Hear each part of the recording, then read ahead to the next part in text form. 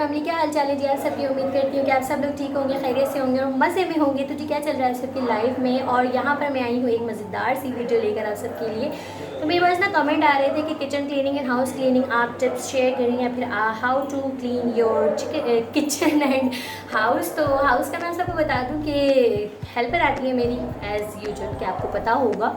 और किचन की क्लीनिंग मैं खुद करती हूँ स्टार्ट से।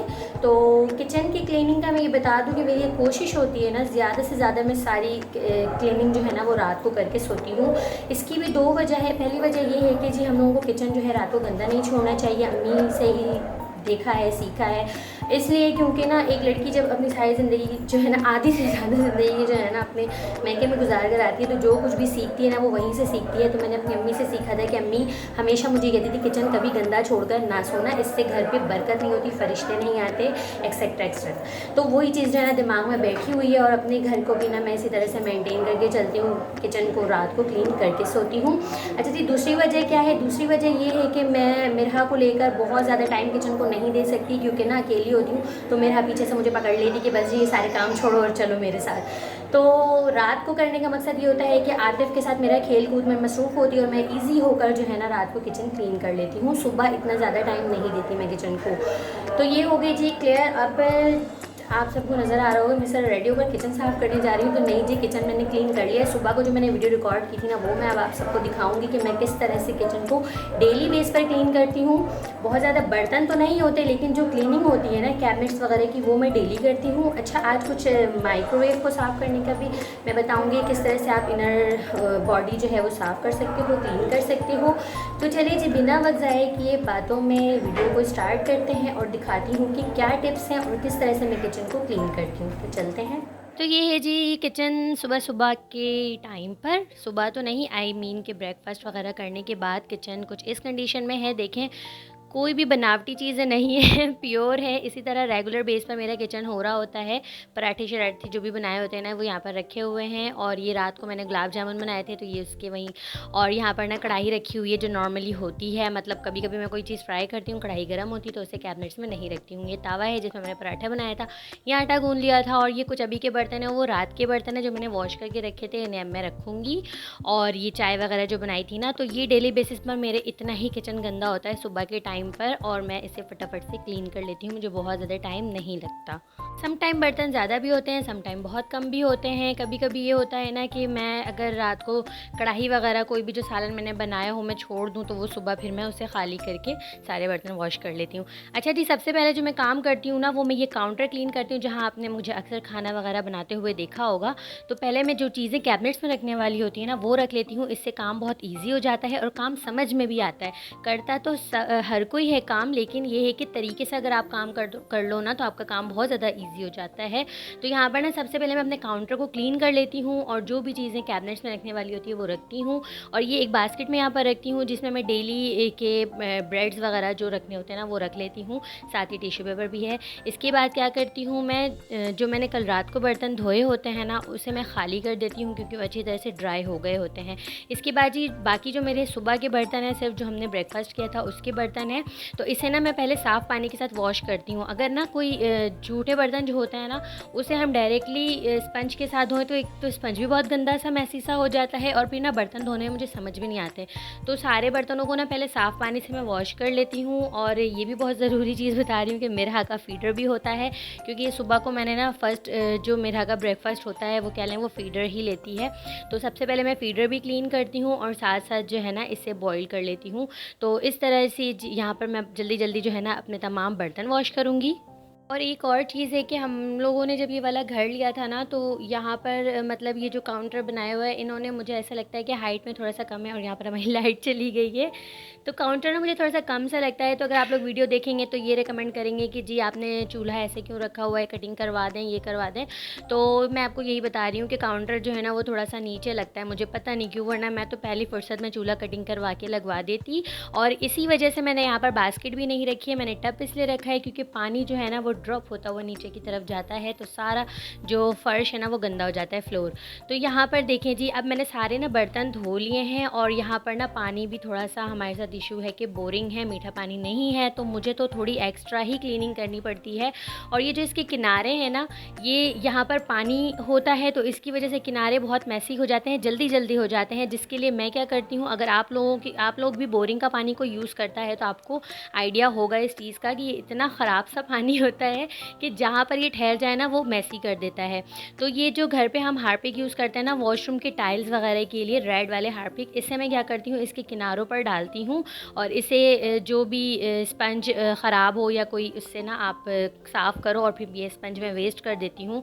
तो इस तरह से देखें ये अच्छे से ना क्लीन हो जाता है। और बोरिंग वाटर की वजह से ना मुझे एक्स्ट्रा ही क्लीनिंग करनी पड़ती है और ये क्लीनिंग मैं डेली करती हूँ, क्योंकि यहाँ पर पानी की जगह है और पानी अगर यहाँ पर ठहर जाए ना तो बहुत मैसी सा हो जाता है। और ये नन्ना मुन्ना वाइपर तो मेरा फेवरेट है, बहुत मज़े की चीज़ है। तो यहाँ पर अब आ जाते हैं जी चूल्हे की क्लीनिंग। और चूल्हे की क्लीनिंग के लिए ना यहाँ पर मैंने मीठा सोडा लिया है, जो भी हम पकौड़े शकौड़े बनाने के लिए यूज़ करते हैं वही मीठा सोडा है, बेकिंग सोडा। और इसके साथ ही ना अगर आप लोग लिक्विड सोप यूज़ करते हो तो वो डाल सकते हो, अगर मेरी तरह साबुन यूज़ करते हो तो इसे ना लिक्विड करके डाल सकते हो। और ये एक चीज़ मैं आपको दिखा रही हूँ, ये पता नहीं क्यों स्टार्ट से ही ब्लैक कलर का है, इसे मैंने बहुत साफ़ करने की कोशिश की बट ये इसका कलर ही ब्लैक है, बाकी दो जो है ना वो सिल्वर हैं, वो ब्लैक ही नहीं होते हैं। तो यहाँ पर देखिए जी, मैंने ना स्पंज से अच्छी तरह से इसे क्लीन कर दिया और बड़ी शाइनिंग सी आ गई है चूल्हे में। और ये देखें बाकी जो मैंने इसके पार्ट्स हैं ना वो लगा दिए और अब मैं इसे फाइनली क्लीन कर दूँगी और चूल्हे में ना एक शाइनिंग सी आ गई है।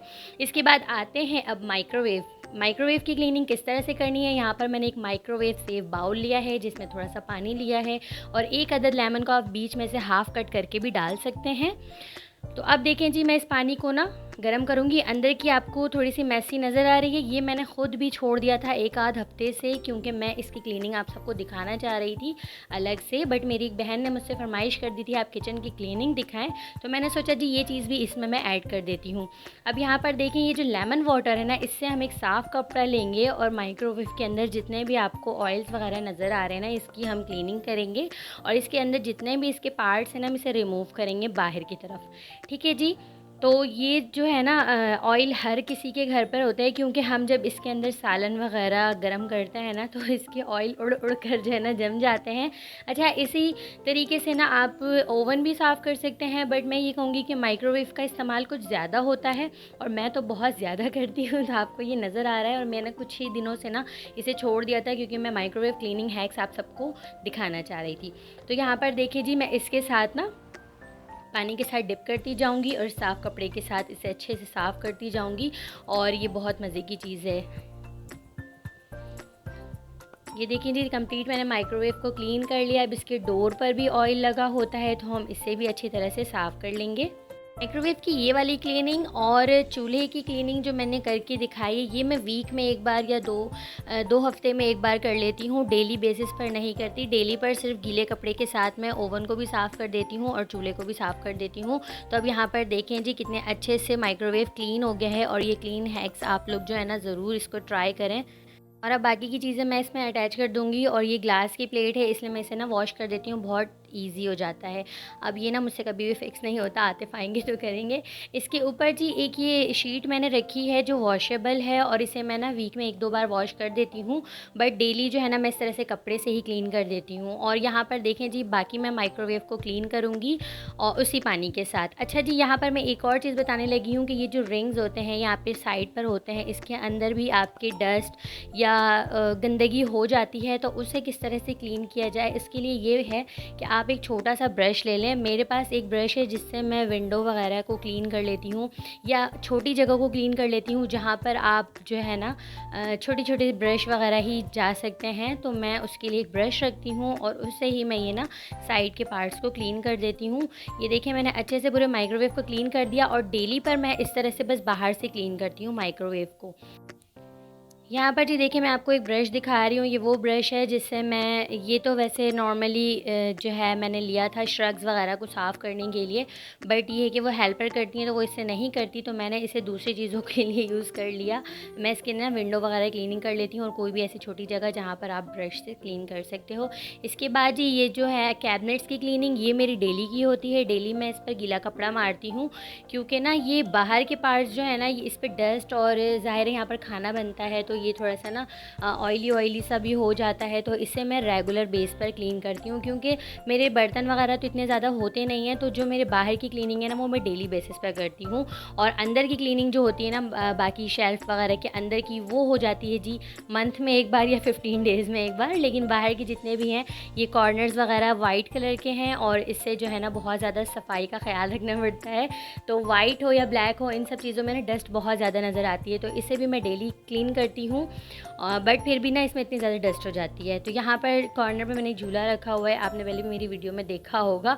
तो ये सब भी डेली बेसिस पर क्लीन करती हूँ, बट फिर भी इसमें डस्ट पता नहीं कहाँ से आ जाती है। यहाँ पर देखें जी, क्लीनिंग का काम कंप्लीट हो चुका है। इस तरह से मैं तमाम कॉर्नर्स को क्लीन कर लूँगी। अब बारी आती है जी टाइल्स की। ये जो टाइल्स होते हैं ना, ये भी मेरे वाइट कलर के हैं, और वाइट कलर में अगर कुकिंग करती हूँ या कुछ भी करती हूँ तो वो जो है ना वॉल्स पर बहुत ज़्यादा नज़र आते हैं। तो ये भी मैं डेली बेसिस पर करती हूँ।